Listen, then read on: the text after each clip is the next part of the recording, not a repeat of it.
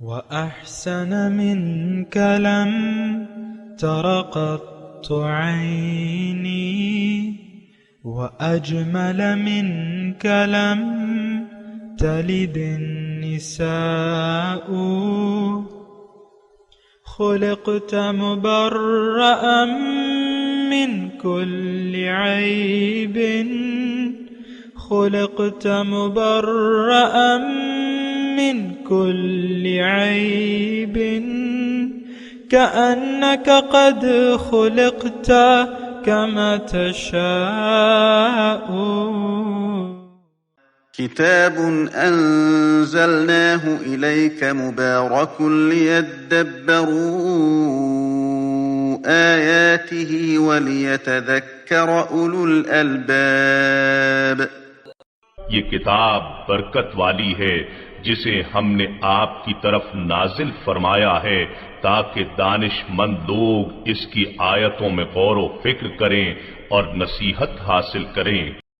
اللہم صل علی سیدنا محمد وعلی آل سیدنا محمد بعدد کل ذرۃ مئۃ الف الف مرۃ. سامعین و ناظرین کرام، السلام علیکم ورحمۃ اللہ وبرکاتہ.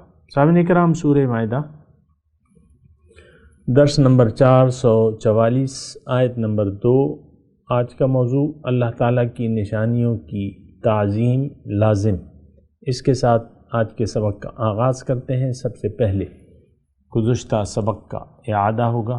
اعوذ باللہ من الشیطان الرجیم. پناہ مانگتا ہوں میں اللہ کی شیطان مردود سے.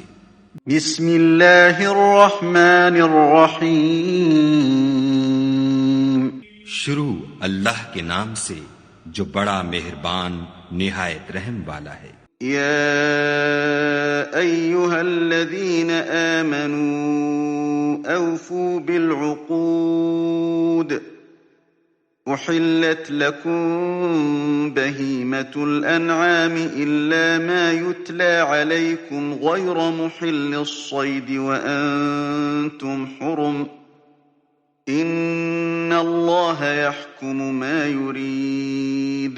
اے ایمان والو، اپنے اقراروں کو پورا کرو. تمہارے لیے 4 پائے جانور جو چرنے والے ہیں حلال کر دیے گئے ہیں، بجوز ان کے جو تمہیں پڑھ کر سنائے جاتے ہیں، مگر احرام حج میں شکار کو حلال نہ جاننا. خدا جیسا چاہتا ہے حکم دیتا ہے. سامعین کرام، سورہ المائدہ آیت نمبر 2. لفظی ترجمہ: یا ایھا الذین آمنوا، اے ایمان والو، لا تحلوا شعائر اللہ، اللہ کی نشانیوں کی بے حرمتی نہ کرو. ولا شہر الحرام، اور نہ حرمت کے مہینوں کی. ولا الہدیہ، اور نہ قربانی کے جانور کی. ولا القلائد، اور نہ نذر و نیاز کے جانور کی. ولا آمین البیت الحرام، اور نہ بیت الحرام کا ارادہ کرنے والے مسافر کی. یبتغون، مسافروں کی. یبتغون فضلا من ربہم ورضوانا، جو اپنے رب کا فضل اور اس کی رضا کی تلاش میں جاتے ہیں. وَإِذَا حَلَلْتُمْ فَاصْطَادُوا، اور جب تم احرام کھول دو تو پھر شکار کر سکتے ہو. وَلَا يَجْرِمَنَّكُمْ شَنَآنُ قَوْمٍ أَن صَدُّوكُمْ عَنِ الْمَسْجِدِ الْحَرَامِ، اور ایک قوم کی دشمنی تمہیں اس بات پر آمادہ نہ کر دے کہ تم ان تعتدوا، کہ تم حد سے تجاوز کرو. کیوں؟ ان صدوکم عن المسجد الحرام، کہ انہوں نے تمہیں مسجد حرام سے روک دیا تھا. وتعاونوا علی البر والتقوی، تم تعاون کرو نیکی اور تقوی کے کاموں میں. ولا تعاونوا علی الاثم والعدوان، اور تعاون مت کرو گناہ اور زیادتی کے کاموں میں. اور اللہ کا تقوی اختیار کرو، اللہ تعالیٰ شدید عذاب دینے والا ہے.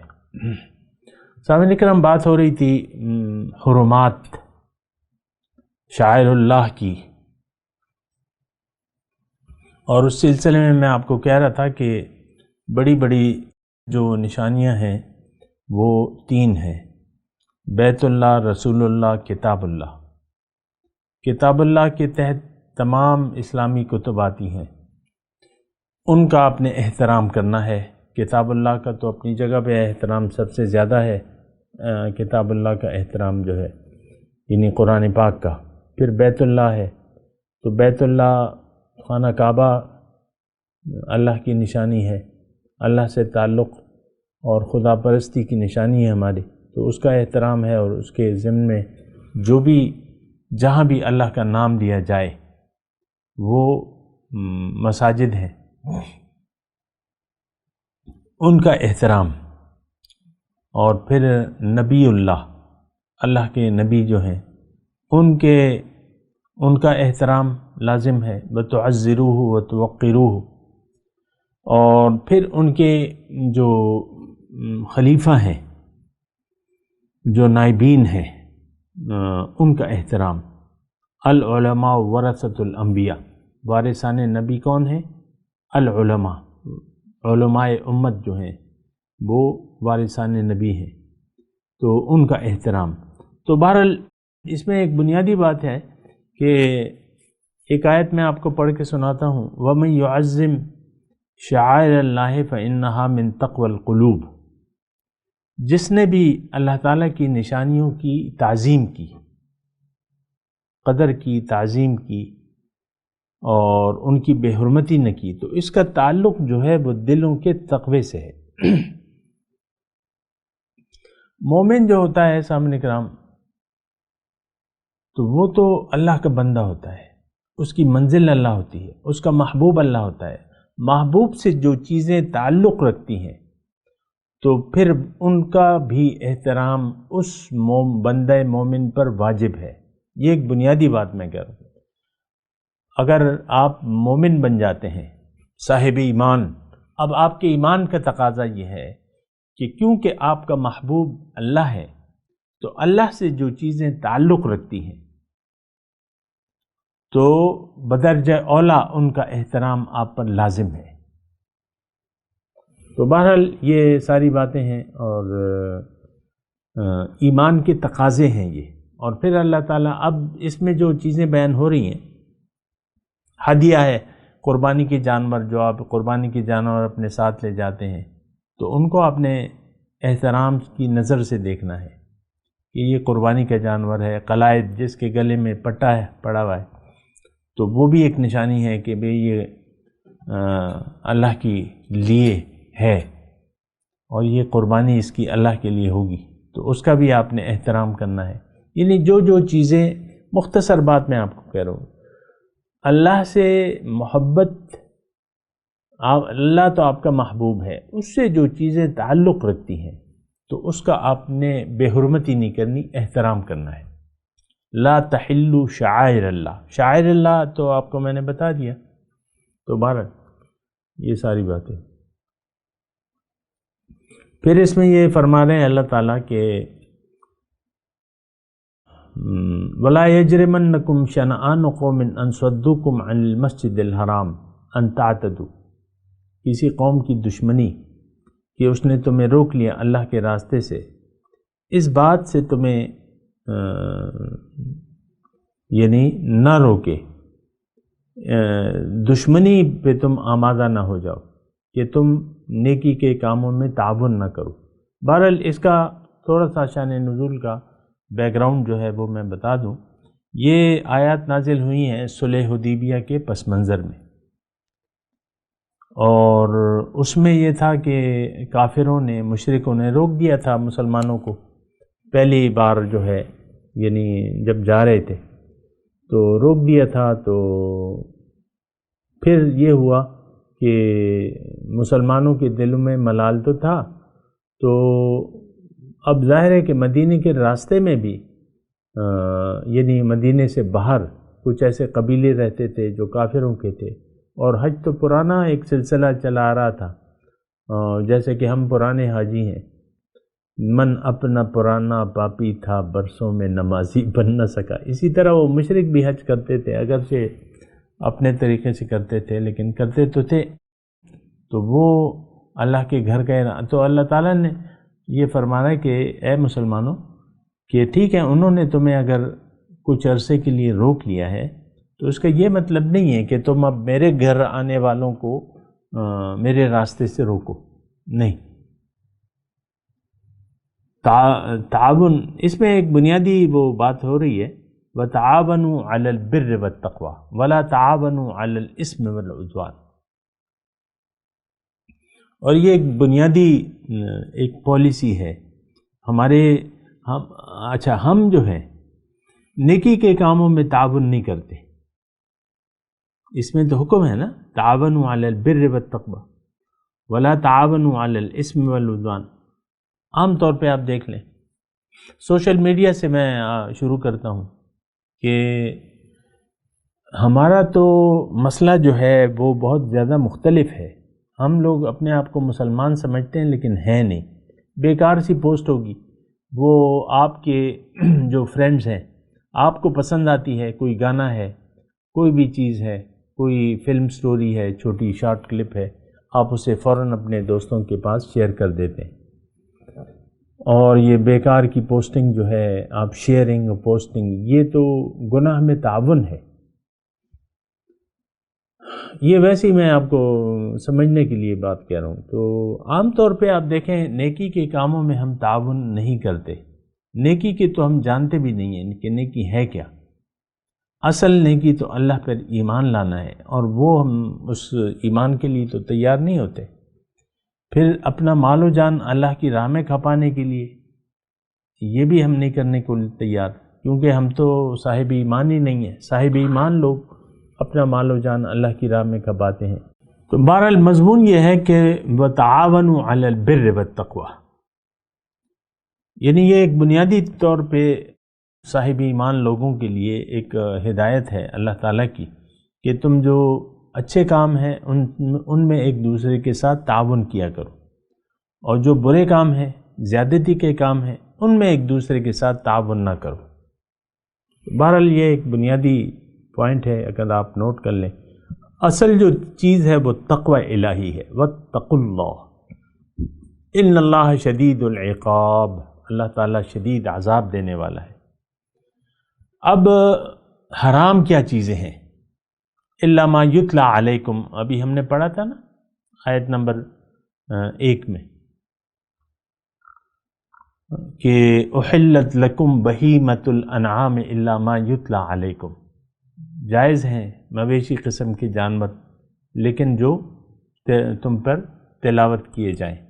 حرمت علیکم المیتۃ، تم پر حرام کیا گیا ہے میتہ، مردار، یعنی جو اپنی موت آپ مر جائے، جو جانور بغیر ذبح کیے مر جائے اس کو مردار کہا جاتا ہے، وہ کھانا جو ہے وہ حرام ہے۔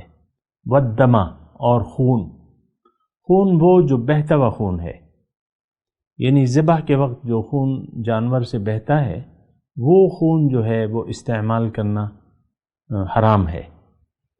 ہاں، جو خون ذبح کے بعد جانور پر لگا ہوا ہے وہ حرام نہیں ہوتا، یہ بات نوٹ کر لیں۔ ولحم الخنزیر، اور اس کا گوشت، سور کا گوشت۔ وما احل لغیر اللہ بہ، یا وہ جو کسی اور کے نام پہ ذبح کیا گیا ہو، وہ جانور جس پہ اللہ کا نام نہ لیا گیا ہو، غیر اللہ کا نام لیا گیا ہو، کسی بت کا نام آپ لے لیں یا کسی اور کا، لیکن اللہ کا نام لیں، بسم اللہ اللہ اکبر، یہ کہنا ضروری ہے، واجب ہوتا ہے۔ اگر آپ نہ کہیں تو غیر اللہ کا نام لیں تو پھر وہ حرام ہو جاتا ہے اس کو کھانا۔ اس میں یعنی بنیادی بات میں آپ کو کہہ رہا ہوں، اس میں بعض لوگ جو ہے تعویلات کرتے ہیں، یہ وہ۔ غیر اللہ کا مطلب یہ ہے کہ آپ ذبح کے وقت اللہ کا نام نہ لیں۔ ہاں، کسی کو صدقہ پہنچانے کے لیے کہ بھئی یہ میرے والدین کے ایصال ثواب کے لیے ہے جانور، وہ اس ضمن نہیں آتا، یعنی کسی کو اس جانور کی قربانی کا آپ ثواب پہنچانا چاہیں لیکن نام آپ اللہ کا لیں، اللہ کے نام سے ذبح کریں تو وہ حلال ہوتا ہے، حرام نہیں ہوتا۔ جس کے نام سے بھی آپ لے لیں، ہو سکتا ہے ایصال ثواب تو جائز ہے۔ تو اچھا، اب اچھا یہ بھی ناجائز ہے۔ والمنخنقۃ، جو گلا گھٹ کر مر گیا وہ جانور حرام ہے۔ والموقوذۃ، چوٹ کھا کے مر گیا۔ والمتردیۃ، بلندی سے گرا۔ والنتیحۃ، ٹکر کھا کے مرا۔ وما اکل السبع، کسی درندے نے پھاڑ لیا ہو اسے، یعنی اپنے لیے پھاڑ لیا ہو۔ درندے کا کھایا ہوا جو ہے، درندے تو آپ کو پتہ ہے کہ وہ شیر، یہ چیتا وغیرہ پہلے گلا گھونٹتے ہیں نا، تو وہ گلا گھوٹا ہوتا ہے، پھر وہ چیڑا پھاڑ تو وہ بھی حرام ہوتا ہے، اگرچہ جائز جانور بھی ہو، حلال جانور اگر درندے نے کھا لیا ہو، درندے نے ہی وہ کیا ہو تو وہ پھر ناجائز ہوتا ہے۔ وما اکل السبع، جسے کسی درندے نے پھاڑا ہو، الا ما زکیتم، مگر جسے تم نے زندہ پا کر ذبح کر لیا۔ مثال کے طور پہ ایک درندہ تھا، اس نے جانور کو گرا دیا، ابھی وہ زندہ ہے، آپ پہنچ گئے، آپ نے اس درندے کو بھگا دیا اور جانور کے گلے پہ چھری پھیر دی اللہ کا نام لے کے، تو وہ پھر جائز ہے۔ وما ذبح علی النصب، جو کسی آستانے پر ذبح کیا گیا ہو۔ مشرکین کے تھے ایسے آستانے، آج بھی ہوتے ہوں گے ہندوؤں وغیرہ کے، جو بھی ہیں مجھے نہیں معلوم، کہ وہ ان کی باقاعدہ قربان گاہیں ہوتی تھیں، لوگ بتوں کے نام پہ چڑھاوے چڑھانے کے لیے ایک خاص جگہ لاتے تھے، وہاں پہ جو ہے قربان گاہوں میں بتوں کو راضی کرنے کے لیے، تو وہ بھی حرام ہے۔ نصب، آستانہ، آستانہ یہ نہیں کہ ہمارے جو آستانے ہیں بعض لوگوں میں تو تعصب ہوتا ہے نا، تو وہ ہمارے بزرگوں میں، یعنی بزرگوں کے لیے تو ہم میں سے تو ایسے شرکیہ افعال کا کوئی تصور نہیں ہے نا مسلمانوں میں، کہ ہم اللہ کی بجائے کسی اور کا نام لیں۔ آپ کسی آستانے پہ کوئی وہاں کے غریبوں کو کوئی جانور لے جا کے ذبح کر کے کھلانا چاہتے ہیں، ایصال ثواب کرنا چاہتے ہیں، تو اس میں تو حرام کی کوئی چیز نہیں ہے۔ ہاں اگر بزرگ کا نام لے کے ذبح کریں تو وہ پھر حرام ہے، اور ہمارے ہاں ایسا کوئی رواج نہیں ہے، یہ مشرکانہ جو ایسی رسوم ہیں ہمارے ہاں نہیں ہے، قربان گاہیں نہیں ہیں ہمارے آستانوں کے ساتھ، قربان گاہیں تو ایسی نہیں ہے کہ ہم اس کو بت سمجھیں اور اس بزرگ کو بت سمجھ کے اس کے نام پہ چڑھاوا چڑھائیں، تو ایسی کوئی وہ نہیں ہے۔ بہرحال ہر قسم کے لوگ موجود ہیں۔ وَأَن تَسْتَقْسِمُوا بِالْأَزْلَامِ، اور تمہارے لیے یہ بھی ناجائز ہے کہ پانسوں کے ذریعے اپنی قسمت معلوم کرو۔ ایک مشرکانہ طریقہ تھا، بتوں کے پاس انہوں نے مختلف، مکے میں خانہ کعبہ میں ایک بت تھا، حبل تھا یا جو بھی تھا، تو انہوں نے مختلف تیر رکھے ہوئے تھے، تیروں پہ کچھ لکھا ہوا تھا، جیسے کہ وہ طوطا فال والے لوگ جو ہیں، مختلف خطوط ہوتے ہیں، ہر ایک خط میں کچھ لکھا ہوتا ہے، تو وہ کوئی جاتا ہے تو وہ اب دیکھیں یہ تصور تو دیکھیں نا کہ طوطے سے اپنی قسمت معلوم کرتے ہیں، وہ تو جائز نہیں ہے، لیکن یہ ہے کہ وہاں مشرکوں نے ایسا کیا ہوا تھا انتظام، پانسا یا تیر لکھے ہوئے تھے، ازلام اس کو کہتے ہیں، تو وہ مختلف پانسے ڈالتا تھا وہاں کا پجاری، تو جو بھی وہ ان کا طریقے کے مطابق جو بھی وہ فعل آتا تو اس پہ وہ عمل کرتے تھے۔ تو اللہ تعالیٰ فرما رہا ہے کہ یہ تمام افعال جو ہیں یہ فسق ہیں، نافرمانی ہے۔ الیوم یئس الذین کفروا من دینکم، آج کافر تمہارے دین کی طرف سے پوری طرح مایوس ہو گئے ہیں۔ الیوم یئس الذین کفروا من دینکم، آج مایوس ہو گئے ہیں کافر تمہارے دین کے بارے میں کہ اس دین کو ہم دبا نہیں سکتے۔ فلا تخشوہم واخشونی، تو ان سے نہ ڈرو، مجھ سے ڈرو۔ الیوم اکملت لکم دینکم، آج کے دن سے میں نے تمہارا دین تمہارے لیے مکمل کر دیا۔ واتممت علیکم نعمتی، اور تم پر اپنی نعمت تمام کر دی۔ ورضیت لکم الاسلام دینا، اور میں راضی ہوں تمہارے لیے اسلام بطور دین کے۔ دیکھیں بہت اہم آیت ہے، اور یعنی یہ حصہ جو ہے خاص طور پہ تو لیکن ہم میں یعنی جہاں تک ہم پھر دیکھتے ہیں کہ آیا ہم اس آیت کے مطلب کو سمجھتے ہیں، بالکل نہیں۔ دین اسلام کو تو ہم نے محدود کر دیا ہے کلمہ، نماز، روزہ، زکوٰۃ، حج تک۔ باقی تو ہماری مرضی ہے کہ زندگی ہم کیسے گزاریں۔ یہ قطعاً جو ہے یعنی ایک ناجائز بات ہے اگر آپ اس طرح سمجھتے ہیں، بالکل ایک غلط بات ہے کہ دین کو آپ یہ 5 بنا تک محدود کر دیں، باقی زندگی اپنی مرضی سے گزاریں۔ لیکن دین کی جو سمجھ ہے نا، میں آپ کو بیان کر رہا ہوں کہ ہم میں دین کی سمجھ نہیں ہے۔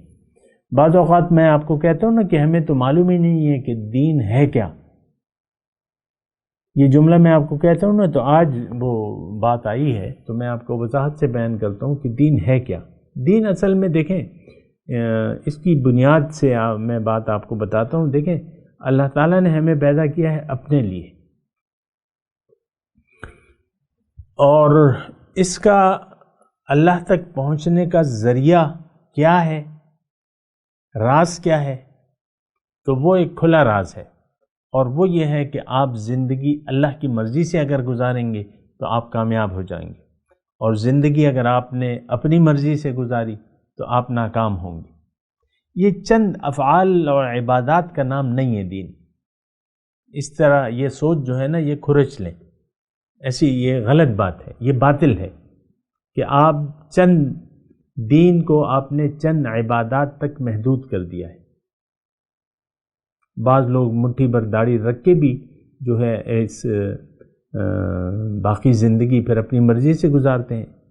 ہمارا ایک وہ ہے ٹک ٹاک، تو میرے پاس نہیں ہے، لیکن ویسے ہی میں نے سنا اور یہ دیکھتا ہوں، مطلب BBC پہ ایک وہ آیا تھا، آرٹیکل آیا تھا، تو وہاں ایک متشرع جوان ہے ٹک ٹاک پہ، اس کا وہ آرٹیکل آیا تھا کہ وہ ایک پنڈی میں ہے، وہ کاروبار بھی کرتا ہے اور یہ ٹک ٹاک کے لیے ویڈیوز بھی بناتا ہے، اور داڑھی رکھ کے۔ اب اس کا کیا جواز ہے؟ اور وہ تو ساری یہ ویڈیوز جو ہیں وہ تو جھوٹ پہ مشتمل ہوتی ہیں۔ آپ دوسروں کو ہنسانے کے لیے یا اپنی ریٹنگ کے لیے کچھ ایسے ڈرامے بنا لیتے ہیں، اس میں وہ لڑکیوں کے ساتھ، لڑکیوں کو بھی اس میں رکھا ہوا ہے، اور وہ مختلف ڈرامے اور یہ چھوٹے چھوٹے کلپس بنا کے لوڈ کرتا رہتا ہے، پیسے کماتا ہے۔ کیا ہے؟ داڑھی رکھی ہوئی ہے، شرع باشرع مولوی، ٹک ٹاک مولوی بنا ہوا ہے۔ تو دیکھیں، یہ چند رسومات یا چند افعال تک دین محدود نہیں ہے۔ میرا اس مولوی سے کوئی تعلق نہیں ہے، لیکن میں آپ کو کہہ رہا ہوں کہ داڑھی میں اسلام نہیں ہے۔ آپ بظاہر داڑھی رکھ لیں اور باطن آپ کا جیسا بھی ہو، تو ایسا تو نہیں ہے۔ داڑھی کا باطن کے ساتھ تعلق ہے۔ داڑھی آپ کی ہے مثال کے طور پہ، اور باطن کی آپ اصلاح نہیں کر رہے، تو اس داڑھی کا فائدہ کیا؟ مجھے آپ بتائیں نا۔ دین کی تو میں بنیادی طور پہ آپ بات کر رہا ہوں، دین کی تو سمجھ ہی نہیں ہے۔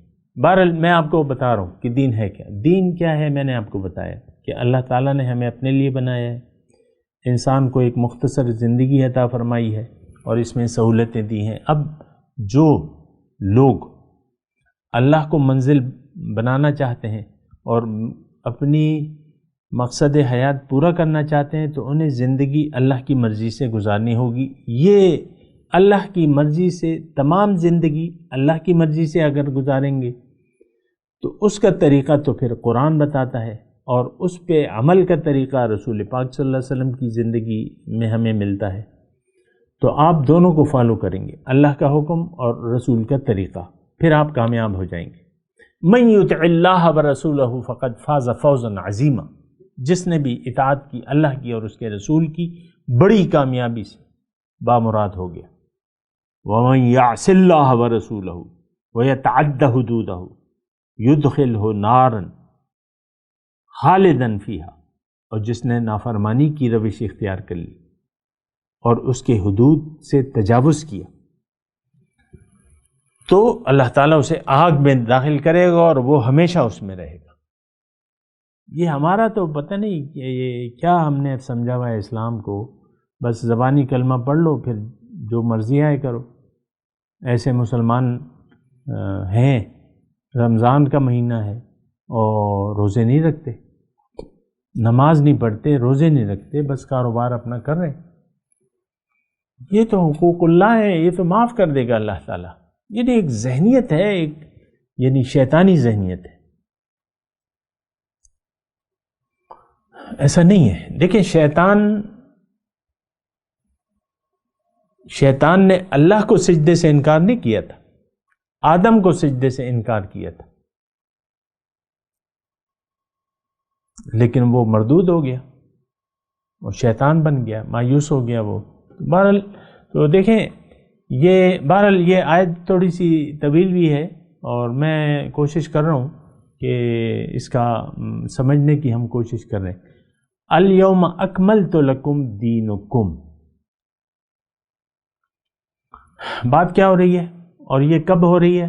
یہ 7 ہجری کی آیت ہے، 7 ہجری۔ بعض لوگ اسے حجۃ الوداع کی کہہ رہے ہیں، لیکن اصل میں یہ 7 ہجری کو، یعنی مضمون اگر آپ دیکھیں تو یہ 7 یعنی یہ مضمون سے جڑی ہوئی ہے، یعنی یہ حرام کا تذکرہ ہو رہا ہے، حرمت علیکم المیتۃ، اور یہ یعنی پچھلی آیتوں سے بھی جڑی ہے، الا ما یتلی علیکم۔ تو یتلی علیکم کے بعد فوراً یہ آیت آ رہی ہے، یعنی آیت نمبر 1 میں یتلی علیکم اور 3 نمبر آیت میں وہ محرمات کا تذکرہ ہے، اور اسی میں پھر یہ الیوم اکملت لکم دینکم، یہ ساری ایک ہی آیت ہے۔ بہرحال تو میں آپ کو یہ کہہ رہا ہوں کہ اس میں جو ہے اللہ تعالیٰ خوشخبری دے رہے ہیں ہمیں۔ خوشخبری کیا؟ کہ دین میں نے تمہارے لیے مکمل کر دیا۔ الیوم اکملت لکم دینکم واتممت علیکم نعمتی، اپنی نعمتیں تم پر تمام کر دیں۔ اس کے بارے میں انشاءاللہ بات کریں گے، تھوڑا سا وقت کا تقاضا ہے۔ میرے ساتھ تلاوت کیجیے، اعوذ باللہ من الشیطان الرجیم، بسم اللہ الرحمن الرحیم۔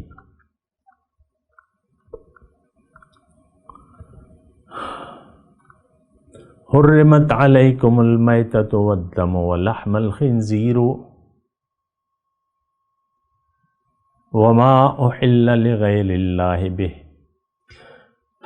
میں نے آپ کو کہا نا کہ 3 نمبر آیت نہیں، یہ 2 نمبر آیت، یہ دونوں 1 نمبر اور 2 نمبر آیت جڑی ہوئی ہیں۔ اس میں کہا کہ میں تمہیں بتاتا ہوں الا ما یتلی علیکم، اور 2 نمبر میں بتایا جا رہا ہے، میں نے 3 نمبر کہہ دیا غلطی سے۔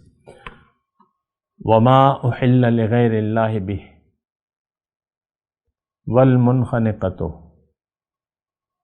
والموقوذۃ والمتردیۃ والنطیحۃ وما اکل السبع الا ما زکیتم وما ذبح علی النصب وَأَن تَسْتَقْسِمُوا بِالْأَزْلَامِ ذَلِكُمْ فِسْقٌ الْيَوْمَ يَئِسَ الَّذِينَ كَفَرُوا مِن دِينِكُمْ فَلَا تَخْشَوْهُمْ وَاخْشَوْنِي الْيَوْمَ أَكْمَلْتُ لَكُمْ دِينَكُمْ وَأَتْمَمْتُ عَلَيْكُمْ نِعْمَتِي وَرَضِيتُ لَكُمُ الْإِسْلَامَ دِينًا فمن اضطر فی مخمصۃ غیر متجانف لإثم فإن اللہ غفور رحیم۔ اب ان آیت کی تلاوت اور ترجمہ۔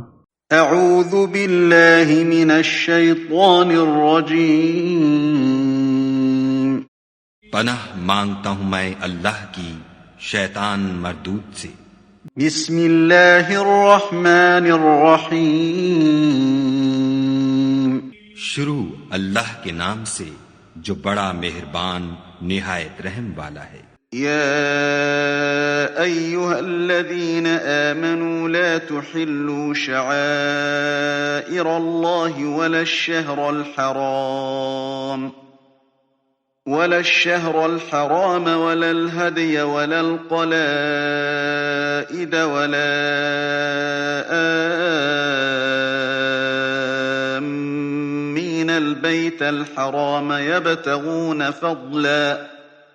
يبتغون فضلا من ربهم ورضوانا وإذا حللتم فاصطادوا ولا يجرمنكم شنآن قوم أن صدوكم عن المسجد الحرام أن تعتدوا وتعاونوا على البر والتقوى ولا تعاونوا على الإثم والعدوان واتقوا الله إن الله شديد العقاب۔ مومنوں، خدا کے نام کی چیزوں کی بے حرمتی نہ کرنا، اور نہ ادب کے مہینے کی، اور نہ قربانی کے جانوروں کی، اور نہ ان جانوروں کی جو خدا کی نذر کر دیے گئے ہوں اور جن کے گلوں میں پٹے بندھے ہوں، اور نہ ان لوگوں کی جو عزت کے گھر یعنی بیت اللہ کو جا رہے ہوں اور اپنے پروردگار کے فضل اور اس کی خوشنودی کے طلبگار ہوں۔ اور جب احرام اتار دو تو پھر اختیار ہے کہ شکار کرو، اور لوگوں کی دشمنی اس وجہ سے کہ انہوں نے تم کو عزت والی مسجد سے روکا تھا تمہیں اس بات پر آمادہ نہ کرے کہ تم ان پر زیادتی کرنے لگو۔